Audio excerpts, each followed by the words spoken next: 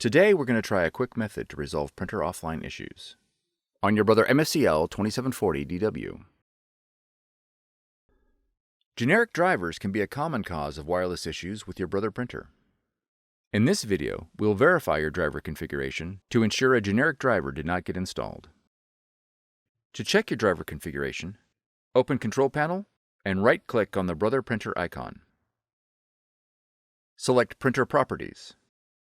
When the driver settings appear, click the Advanced tab and verify that the proper driver has been applied. The proper driver will contain your model number in the name.